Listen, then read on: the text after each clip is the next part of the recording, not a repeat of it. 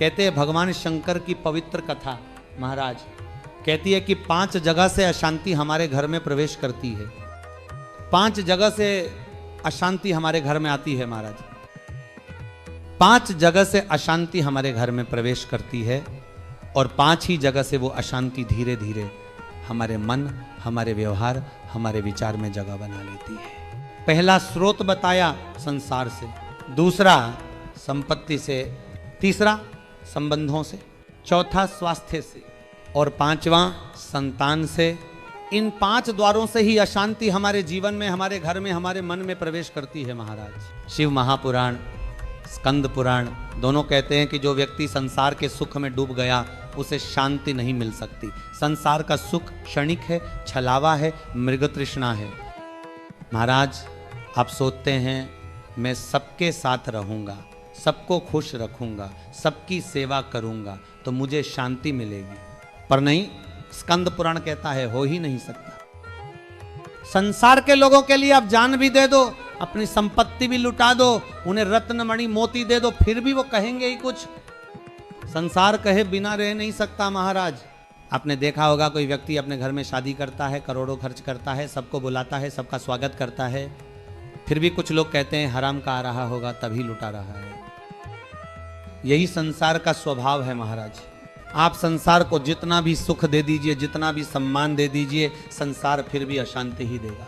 संसार की प्रकृति ही ऐसी है, उसका काम है कहना न कहना नहीं। अब आते हैं संपत्ति पर।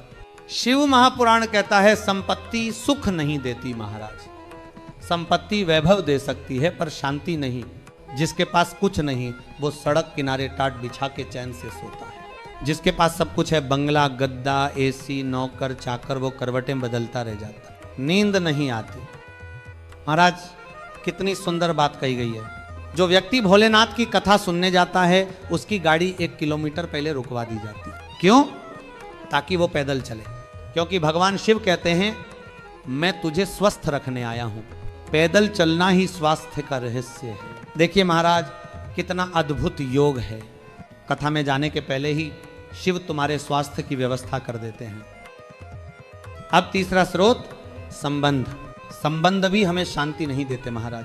आपने देखा होगा लोग रिश्ते बनाते जाते हैं, घर में भाई नहीं बना पाए तो बाहर किसी को भाई बना लिया, बेटी नहीं बनाई तो बाहर किसी को बेटी कहने लगे, बुआ नहीं मानी तो किसी को बुआ कहने लगे, और फिर वही लोग एक दिन अशांति के कारण बन जाते हैं। शिव पुराण कहता है जितने आवश्यक संबंध हैं उतने रखो, लेकिन जरूरत से ज्यादा नहीं। बाकी का समय परमात्मा से संबंध जोड़ने में लगाओ। महाराज परमात्मा से जो संबंध बनता है वही शांति देता है। बाकी सब संबंध स्थायी हैं, छल हैं, भ्रम हैं। संबंध जितने बढ़ाओगे अपेक्षाएं उतनी बढ़ेंगी और अपेक्षा का फल हमेशा अशांति होता है। फिर आता है चौथा स्रोत स्वास्थ्य। महाराज स्वास्थ्य जब गिरता है तो मन अशांत हो जाता है। घुटना दर्द करने लगे, कमर दुखने लगे, पीठ में पीड़ा हो, मन टूटने लगता है। शरीर की पीड़ा आत्मा की स्थिरता को हिला देती है। लेकिन शिव पुराण कहता है यह भी मन का ही खेल है। भगवान ने हमारे मस्तिष्क में एक चुंबक रखा है। भविष्य पुराण में इसका अद्भुत वर्णन है। जब परमात्मा ने हमें जन्म दिया महाराज तो हमारे सिर के अंदर एक चुंबक रख दिया। वह चुंबक हमारे विचारों को आकर्षित करता है। अगर हम बुराई सोचेंगे तो बुराई आकर्षित होगी, अगर हम अच्छाई सोचेंगे तो अच्छाई खिंच आएगी, अगर हम बीमारी के बारे में सोचेंगे तो बीमारी भी उसी चुंबक से खिंचकर हमारे शरीर में बस जाएगी। इसलिए महाराज जब शरीर में दर्द हो तो ये मत सोचो कि मेरा ऑपरेशन होगा, सोचो मैं शंकर के जल से ठीक हो जाऊंगा। क्योंकि जब मन ने तय कर लिया मैं ठीक हो जाऊंगा तब बीमारी गल ही जाती है। तुम्हारे विश्वास की ऊर्जा ही औषधि बन जाती है।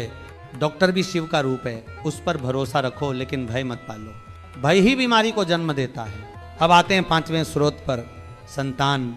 महाराज ये बड़ा सूक्ष्म, बड़ा नाजुक बिंदु है। संसार की अशांति को रोक सकते हैं, संपत्ति की लोभ को रोक सकते हैं, संबंधों की अपेक्षा को रोक सकते हैं, स्वास्थ्य को भी दवा और साधना से संभाल सकते हैं, पर संतान से आने वाली अशांति को कोई नहीं रोक सकता। संतान ही कभी कभी मन की सबसे गहरी पीड़ा का कारण बन जाती है। कभी बेटा कह देता है कुछ ऐसा, कभी बहू से कोई बात हो जाती है, कभी बेटी दुखी कर देती है और हृदय अशांत हो जाता है। महापुराण कहता है 4 जगह की अशांति को रोका जा सकता, पर संतान की ओर से आने वाली अशांति को रोकना कठिन है महाराज। इसलिए भगवान कहते हैं पुत्र के लिए जो करते हो वह कर्म, पर बेटी के लिए जो करते हो वह धर्म है। बेटे को दुकान दो, मकान दो, जमीन दो, यह कर्म है। बेटी को पढ़ाओ, लिखाओ, विवाह कराओ, ये धर्म है। और शिव तत्व कहता है कर्म और धर्म का संतुलन ही जीवन की सार्थकता है। जिसने बेटे और बेटी दोनों के प्रति समान भाव रखा, उसने वास्तव में शिव तत्व को प्राप्त कर लिया। महाराज, संसार, संपत्ति, संबंध, स्वास्थ्य और संतान, ये 5 ही द्वार हैं अशांति के। 4 को रोक सकते हो, 5वें को नहीं।